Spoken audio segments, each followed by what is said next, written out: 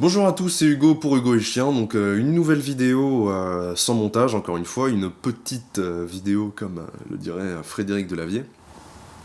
Et cette fois, je vais vous lire un autre texte qui va vous parler des limites. Donc moi j'ai eu beaucoup de cas de personnes que j'ai rencontrées qui ne donnaient tout simplement aucune limite à leur chien, qui ne comprenaient même pas l'intérêt des limites, à part un espèce de désir un peu caché, de domination, de violence, de ce qu'on veut sur les chiens, et qui du coup ne donnent absolument aucune limite à leur chien, et donc les conséquences sont en général assez graves, parce qu'un chien sans limite n'a par définition pas de limite. Donc je vais vous lire mon texte qui s'appelle Les limites. Je vous ferai un petit commentaire juste après, et puis n'hésitez pas si quelque chose vous échappe ou si vous voulez des précisions, à me mettre un petit commentaire pour que je puisse vous répondre. Je commence. Les limites. Comme toute créature vivante, le chien est doté d'un sens des limites. Le poisson sait par exemple que bronzer sur une plage ne va pas forcément l'aider à rester en vie.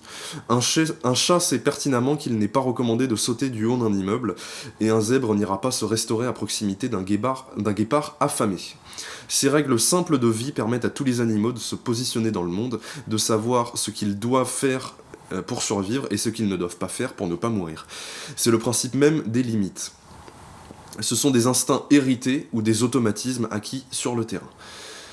Le chien est un animal plus intelligent et plus subtil que la plupart des autres animaux, pas que tous, mais que la plupart des animaux, et son sens des limites est donc plus aiguisé. C'est naturellement un animal curieux. Il a pour instinct depuis sa première semaine, depuis la phase d'exploration en étoile comme on l'appelle, d'expérimenter pour se situer dans le monde. Et les enfants en ce sens agissent plus ou moins de la même façon. C'est-à-dire qu'ils vont à un point, ils explorent, et ils reviennent à la mer. Ils vont à un autre point, ils reviennent, et ça fait une étoile. Ça fait hop, hop, hop, hop. Et là, vous pouvez faire le dessin, ça fait une étoile.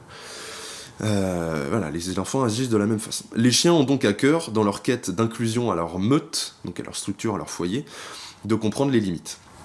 Car au-delà des limites, l'instinct dit au chien qu'en cas de dépassement des limites, le risque à prendre est de vivre un déséquilibre. Chute, douleur, ou même la mort. Pour trouver son équilibre, le chien doit donc connaître les limites de son monde, donc de votre foyer. C'est ici que vous entrez en jeu. Nous n'allons pas faire un nouvel écho à l'anticipation des bêtises comme on l'a fait dans la vidéo précédente, mais plutôt voir comment agir factuellement. Ce qu'il faut comprendre, c'est qu'un chien comprendra les limites uniquement à l'instant où il les aura franchies. De la même façon que nous comprenons lorsque nous ne sommes pas en âge de raisonner que le feu brûle seulement au moment où nous mettons notre doigt dessus. Il y a toujours du sang. Deux doigts dessus, tout se joue sur l'instant. Si vous voulez laisser passer quelques secondes entre l'événement et une correction, vous arrivez déjà trop tard. Vous devez donc être un garde-fou pour lui éviter d'avoir de très mauvaises expériences, notamment si celles-ci sont dangereuses pour qu'il comprenne. Je descends. Un des éléments clés à comprendre également est que votre chien agit en fonction de son état d'esprit. Un chien en posture d'agression ne va pas, d'un coup, donner la patte en espérant une friandise sans qu'on lui ait demandé. Ou encore, un chien surexcité ne pourra pas se concentrer sur ce qu'on lui demande. Il faut donc avant tout lui instaurer des limites qui touchent son état d'esprit. Il faut corriger l'état d'esprit. Votre chien est surexcité pendant une phase de calme, par exemple vous êtes tranquillement sur le canapé comme je le suis. N'attendez pas pour qu'il ne nuise au calme de votre meute pour agir. Agissez au moment même et corrigez-le. Alors, je vais revenir point par point sur ce que j'ai dit, donc comme toute créature vivante. Voilà. Donc je vais revenir, par exemple, sur les automatismes acquis sur le terrain. Donc ce que je dis en disant que c'est des automatismes acquis sur le terrain, c'est que, comme sur la dernière vidéo, quand vous dites à un chien de s'asseoir, c'est quelque chose qu'il ne va pas faire naturellement. C'est vous qui lui avez demandé de s'asseoir, il a eu une récompense en retour, donc son corps lui dit que c'est positif, donc il faut continuer à faire ça, donc il faut continuer à s'asseoir quand vous lui demandez. C'est un automatisme, et c'est des automatismes qu'on peut acquérir uniquement sur le terrain, c'est pas quelque chose qui va venir comme ça par magie, il y en a qui comprennent tout de suite, on a par exemple les border collies qui comprennent quasiment tout de suite, hein, ils sont très impressionnants pour ça d'ailleurs, mais ça reste quand même une communication. Et ça se fait pas par télékinésie, ça se fait vraiment par une communication. C'est apprendre à vous connaître, apprendre à communiquer avec vous, et à partir de là, il peut avoir ce genre de réaction quand vous lui demandez quelque chose. C'est-à-dire qu'il va essayer de comprendre si vous lui demandez quelque chose ou non. Si vous lui demandez quelque chose, il va essayer de comprendre ce que vous lui demandez, il va essayer de voir le geste, et à partir de là, il va créer un automatisme. Mais tout ça, ça ne se fait que sur le terrain. Et l'autre partie, c'est les instincts hérités. Par exemple, quand on court après un chien avec, je sais pas moi, je vous dis une connerie, un balai par exemple. Vous courez avec un balai comme ça, vous lui hurlez dessus. Qu'est-ce qu'il voit lui? Il voit une menace parce que vous grandissez votre corps. C'est un peu comme le paon qui va ouvrir ses ailes pour se montrer plus grand. Et bah vous grandissez votre corps, donc vous êtes plus menaçant. Donc lui, il sait que quand une menace grandit, c'est qu'il faut se barrer. Donc ce qui se passe, c'est que lui, ça c'est un instinct hérité, c'est que quand vous devenez menaçant, il va avoir tendance à s'échapper. C'est un instinct hérité. Et c'est normal. Pour les limites, il y a d'autres instincts qui sont hérités. C'est par exemple, justement dans ce cadre de menace, un chien qui va être menaçant, un chien équilibré ne va pas aller naturellement vers un chien menaçant. Il va plutôt essayer de s'en écarter. C'est une limite qu'il se donne à lui-même pour son équilibre et pour que tout se passe bien, parce qu'il n'a pas forcément envie de se faire mordre ou il n'a pas forcément envie de tuer un autre chien, parce que ça dépend aussi du chien en face. Si c'est un pitbull face à un chihuahua, un chihuahua face à un pitbull, ça peut se jouer comme ça. Donc voilà, donc pour ce principe d'automatisme, c'est comme ça qu'il faut le comprendre. Et c'est comme ça qu'il faut du coup jouer sur les limites de son chien. Comment apprendre à un chien les limites? Il faut jouer sur ses automatismes. S'il a tendance à faire quelque chose qui va lui procurer du plaisir, si par exemple il monte sur votre table et qu'il mange, c'est du plaisir. C'est un automatisme de plaisir qu'il crée, donc forcément il va continuer à le faire. Les limites, c'est dire non, tu n'auras pas ça. L'automatisme qui va se créer, c'est je n'ai même pas à y penser. Ah, donc le chien est un animal intelligent, voilà, il doit connaître ses limites, donc celui de votre foyer. Donc effectivement, pour trouver un équilibre, comme il n'est pas dans une meute de loups et comme il n'est pas un chien errant avec une meute sous ses ordres ou je ne sais quoi, par définition, c'est vous qui êtes le maître du foyer. C'est-à-dire que toutes les choses humaines qui sont dans la maison, c'est-à-dire la gazinière, le four, l'électricité, l'eau chaude et tout ça, votre chien est incapable de le comprendre, donc par définition, c'est vous qui avez la responsabilité des lieux. Tout ce qui est dangereux, c'est vous qui en avez la responsabilité parce que vous êtes la seule personne à le comprendre. De la même façon que si vous faites, je sais pas, si vous avez vraiment envie, hein, ça peut arriver, mais si vous faites une visite touristique dans un pays en guerre, par exemple, ça peut, bon, je sais pas, hein, il y en a qui aiment bien, hein, vous faites ça, on apprécie quand même le fait d'avoir un guide touristique qui sait où il va. C'est que si vous y allez, d'ailleurs on a beaucoup d'affaires là-dessus, on a eu, on va pas revenir sur les événements passés, mais ceux qui s'étaient fait attraper en Afrique et le commando avait mal tourné là. Enfin, je sais pas si vous vous rappelez de cette affaire, en tout cas ils ont été libérés. Mais bon, dans ce genre de situation, c'est des gens qui sont allés dans un environnement qu'ils ne connaissaient pas, ils sont allés au front de quelque chose qu'ils ne connaissaient pas, et donc du coup ils ont pris tous les risques, y compris ceux qu'ils ne connaissaient pas. Donc nous, si on va dans un pays en guerre et qu'on veut visiter parce qu'on est journaliste, qu'on est ceci, qu'on est cela, on aime avoir quelqu'un qui connaît le lieu pour ne pas avoir de mauvaises surprises et ne pas se retrouver emprisonné ou je ne sais quoi. Et bah pour les chiens, c'est exactement de la même façon. Pour se sentir bien chez vous, il doit savoir ce qu'il peut ou ne peut pas faire. Parce que même s'il n'y a pas cette notion d'aller en prison ou de se retrouver avec un couteau sous la gorge, il y a toujours cette notion de si je ne sais pas quoi faire, c'est qu'il y a un danger potentiel. Tant que je ne sais pas quel est l'état d'équilibre, il y a forcément une possibilité de danger. Et donc à partir de là, quand un chien ne sait pas ce qu'il a à faire, il va développer de l'anxiété. La plupart du temps, c'est ça qu'on voit. C'est des chiens qui sont anxieux, qui ne savent pas quoi faire, qui vont par exemple aboyer toute la journée, qui vont hurler à la mort quand vous partez, qui vont tourner en rond, qui vont... Tous les symptômes d'anxiété qui vous font dire que votre chien ne va pas, à la base, souvent, c'est parce qu'il n'y a pas eu de limite, et donc votre chien ne sait tout simplement pas quoi faire. Il ne sait pas pourquoi il est là, il ne sait pas quel est son rôle, il ne sait pas ce qu'il doit faire pour vous faire plaisir, il ne sait pas quoi faire pour que ça lui fasse plaisir, et donc du coup il est dans un état d'anxiété. De la même façon que si on vous mettez en plein milieu de Guantanamo par exemple, mais vous êtes en tant que visiteur, mais en plein milieu de Guantanamo, la prison de Guantanamo, on vous laisse en plein milieu, tout le monde se barre et on vous laisse là, vous serez pas bien. enfin bon, sauf si vous aimez entendre des cris ou je sais pas quoi, mais naturellement, vous serez pas forcément en bon état d'esprit parce que vous savez pas quoi faire. Mais si vous êtes surveillant pénitentiaire, vous savez que c'est votre rôle, vous savez ce que vous avez à faire, même si vous n'êtes pas forcément dans le meilleur endroit du monde et que vous vous sentez pas forcément en grande sécurité, vous serez toujours plus en sécurité en connaissant votre rôle que si vous êtes là, lâché, sans savoir quoi faire. Et donc les limites, ça permet de dire à votre chien, tu es ici pour ça. Tu es ici pour ne pas faire ça. Et à partir de là, votre chien peut développer l'équilibre dans votre foyer. C'est-à-dire qu'il sait pourquoi il est là, et à partir de là, il peut trouver, par exemple, ce genre d'équilibre. Voilà, c'est quand même un husky normalement, hein. Il est bien calme. En plus, ça fait un mois qu'il est là maintenant, ce petit jeune.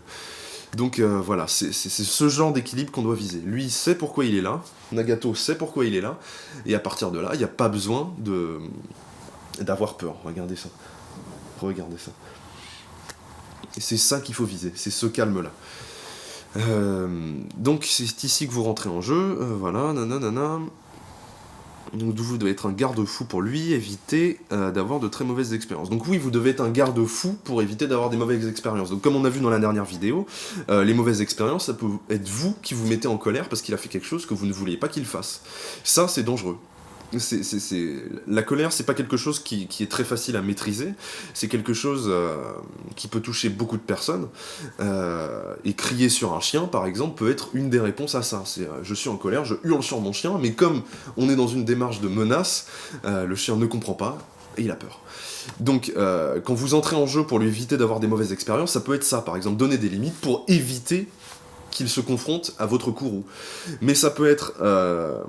aussi, donner des limites, c'est vous ne voulez pas qu'il saute par-dessus la barrière de votre, de votre maison pour pas qu'il se fasse écraser par un camion, par exemple. Ça, c'est quand même une expérience qui est pas terrible de se faire écraser par un camion.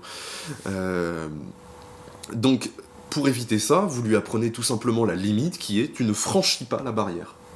Il n'a pas besoin de se faire écraser par un camion pour savoir que c'est pas une chose à faire. Ce qu'il faut faire, c'est lui dire tu ne passes pas la barrière. Et vous pouvez lui expliquer pendant des heures, il comprendra jamais. Un chien, comme un enfant d'ailleurs, très souvent les enfants en bas âge ne comprennent pas les explications. Ils comprennent oui, non. C'est tout, tu le fais pas. Quand tu grandiras, dans le cas d'un enfant, quand tu grandiras, je t'expliquerai pourquoi, et tu comprendras pourquoi tu n'as pas eu à le faire. Pour un chien, c'est plus compliqué, vu qu'il ne comprendra jamais pourquoi il ne doit pas le faire. Tant qu'il n'a pas eu le choc, tant qu'il n'a pas eu le problème en face de lui, il ne comprendra jamais pourquoi il lui a été interdit de le faire. Donc vous pourrez lui expliquer par tous les mots que vous voulez, il ne le comprendra pas. Donc votre rôle à vous, c'est ne pas de lui expliquer et de lui dire « Oh là là, si tu sautes la barrière, tu vas te faire écraser par un camion » ou « Non, me saute pas dessus, tu vas me salir mes vêtements », c'est de lui dire « Non ». Tout simplement. C'est le moment où il va commencer à vouloir sauter la barrière, vous pouvez même le pousser à la faute. Moi, c'est quelque chose que j'apprends beaucoup aux gens qui me contactent, c'est de pousser à la faute son chien pour pouvoir le corriger. C'est-à-dire que votre chien va faire des choses, mais de manière aléatoire. Par exemple, piquer votre assiette, c'est le moment où vous avez les yeux tournés. Mais par contre, si vous prenez l'assiette et que vous la mettez sous les yeux, vous prenez l'assiette, vous lui mettez comme ça, sous les yeux. Vous savez qu'il va essayer de le manger. Et ben là, vous pouvez corriger sur l'instant. Non, tout de suite. Vous dites non sur l'instant, et là, il sera corrigé tout de suite. Donc pareil pour la barrière, pour le cas de la barrière, vous voulez empêcher, vous voulez mettre la limite de la barrière à votre chien, vous commencez à lui dire la barrière pourquoi pas, allez. Et au moment où il commence à s'approcher de la barrière, non. Et là, c'est une correction efficace. Vous avez imposé une limite, et comme ça, vous lui évitez d'avoir des problèmes à long terme. Alors... Donc un des éléments clés à prendre en compte, voilà, c'est l'état d'esprit. Donc l'état d'esprit, c'est pareil, c'est quelque chose à prendre en compte. Comme je vous le disais juste avant, les chiens ne raisonnent pas, on va pas lui dire ne mange pas ça, c'est pas bon pour toi, ou ceci. Ils raisonnent pas comme ça. Un chien, il raisonne par état d'esprit. S'il est curieux, il va sentir. S'il est dans la peur, s'il est terrorisé, il va montrer les dents, ou il va se barrer.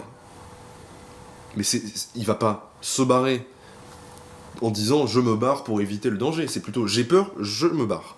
Un chien surexcité, il va courir partout. C'est tout simple. Et c'est sur cet état d'esprit qu'il faut aussi imposer des limites. C'est que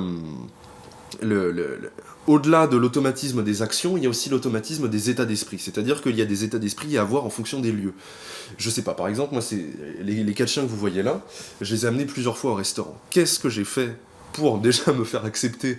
J'ai prouvé qu'ils étaient calmes, qu'ils étaient dans un état d'esprit calme. Je ne les ai pas fait s'asseoir en étant comme ça. Attends, oh là là, on s'assoit. C'était pas un jeu. Je n'étais pas dans un esprit de jeu, de friandise, on s'amuse, on fait de l'éducation rapide et tout ça. Non, on était dans une démarche où vous êtes calme. Pour rentrer, vous devez être calme. Donc, pour rentrer dans les restaurants, il a fallu que je leur apprenne à être calme, tout simplement.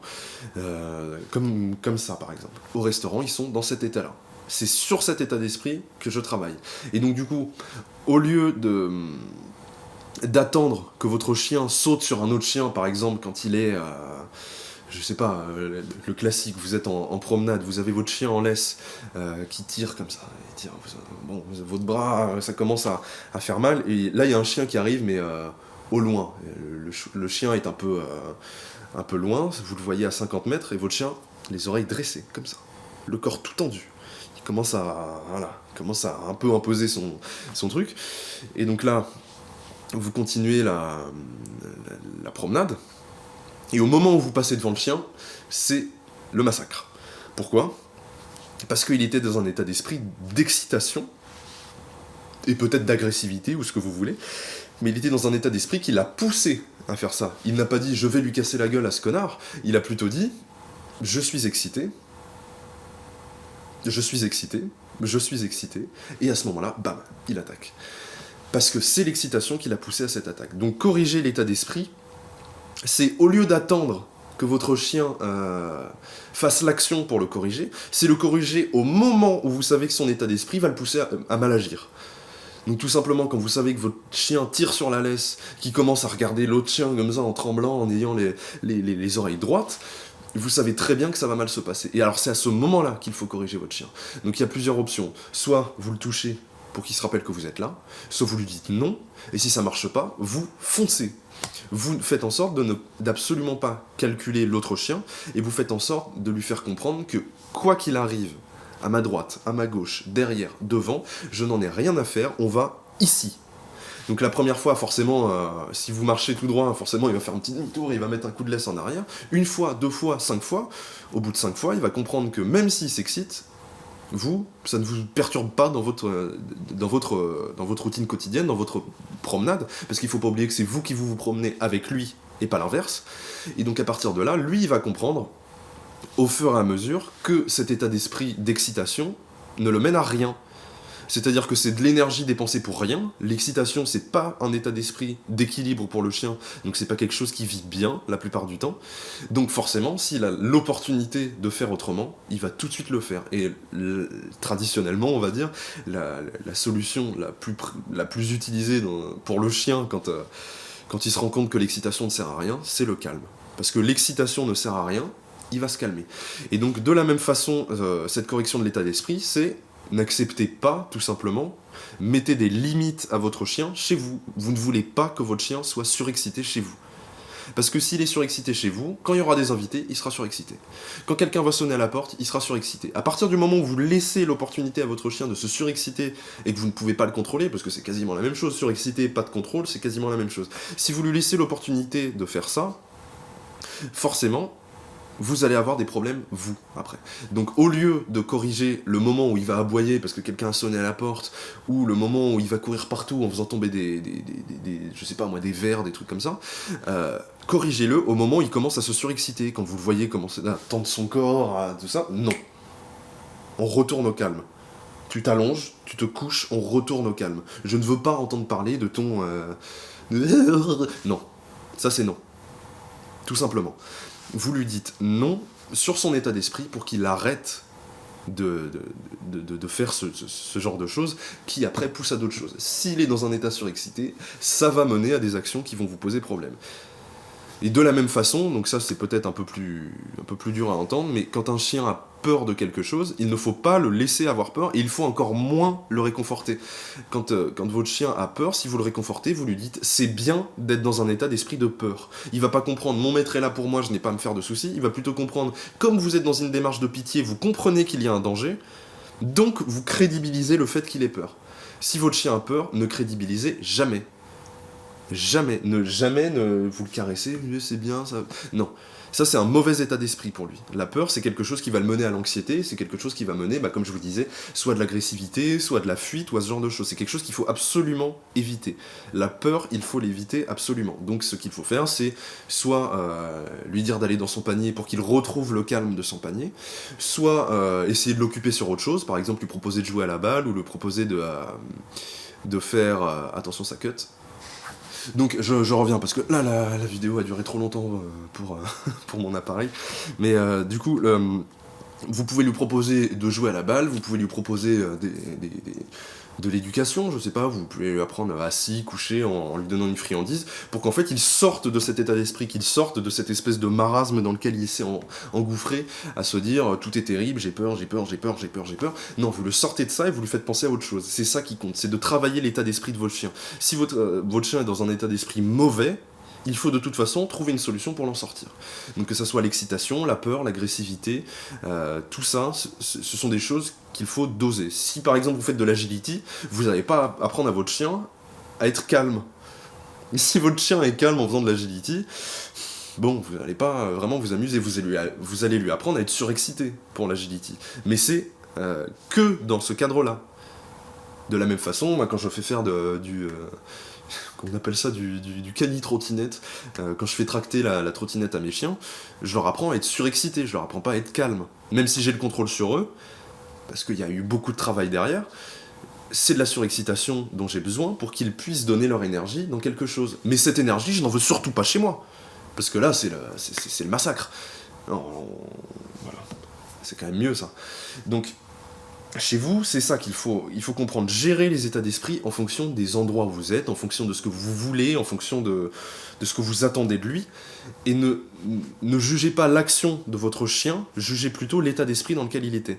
Si votre chien a peur, s'il n'obéit pas à assis, alors que juste avant, il avait obéi à assis, c'est probablement parce qu'il a peur. C'est pas parce qu'il vous désobéit, c'est pas parce qu'il a envie de vous faire chier en disant, quand même, t'abuses un peu, là. Non, il a pas envie de vous embêter, c'est juste que son état d'esprit ne lui permet pas d'être à l'écoute. C'est ça qu'il faut comprendre. Donc les limites, c'est ça. Les limites, c'est à la fois donner des limites sur les automatismes pour que votre chien ne fasse pas ce que vous ne voulez pas qu'il fasse, mais aussi donner des limites, ça permet de cadrer son état d'esprit en fonction du lieu. Et donc ça sera beaucoup plus simple de vivre une relation d'équilibre avec lui, lui sera beaucoup plus équilibré parce qu'il saura ce que vous attendez de lui à cet instant. Vous attendez de lui qu'il soit calme. Moi je ne veux pas que Nagato tout de suite me saute au visage, parce que ce serait quand même assez embêtant. Je veux qu'il soit calme. Il est très bien, il est parfaitement calme. De la même façon pour les autres. Mais quand je vais les sortir tout à l'heure, peut-être qu'on va jouer, peut-être qu'on va courir, peut-être que je ne sais pas, mais peut-être qu'à ce moment-là j'aurai besoin d'excitation. S'ils sont tout calmes, s'ils sont tout mous alors qu'on court, de la même façon, ça sera pas très intéressant pour moi. Donc ce qu'il faut, c'est vraiment ça. Les limites, ça ne sert pas, comme le disent beaucoup de gens, les gens qui vont par exemple avoir maladivement envie de détruire la notion de hiérarchie chez le chien, ces gens qui ont la tendance maladive de vouloir détruire ça, ne veulent pas comprendre qu'eux-mêmes imposent des limites. Ils imposent des limites à leur chien, mais en même temps, ils ne veulent pas l'intégrer. Ils ne veulent pas le voir comme ça, parce que la limite a quelque chose de négatif aujourd'hui. On veut donner de limite à personne, et donc du coup, ça impose tout de suite quelque chose de dictatorial, limite. C'est comme si c'était une dictature de donner des limites. Non, donner des limites, c'est de permettre au chien de savoir ce qu'il va faire. Et donc, ça permet à votre chien de savoir de savoir à votre chien quoi faire, et donc de pouvoir être calme, tout simplement. Les limites, c'est avant tout ça, c'est pas autre chose. Voilà tout. Donc si vous avez des questions sur cette vidéo, n'hésitez pas à mettre un petit commentaire. Si ça vous a plu, oui c'est ça, c'est la phrase. Si ça vous a plu, n'hésitez pas à mettre un pouce vert, ou un pouce bleu, je crois, sur YouTube. Un pouce bleu, c'était à l'époque ça. Pour le référencement. N'hésitez pas à partager à votre famille, à vos amis, s'ils ont ce genre de problème avec les limites, s'ils ne comprennent pas l'intérêt des limites, ça peut les aider. Voilà tout. Donc je vous dis à la prochaine pour une autre vidéo du genre, et puis voilà tout. Donc j'espère que vous donnerez des limites à votre chien, les bonnes, et comme ça il pourra vivre une relation d'équilibre avec vous. N'oubliez pas qu'un chien équilibré est un chien heureux. À la prochaine.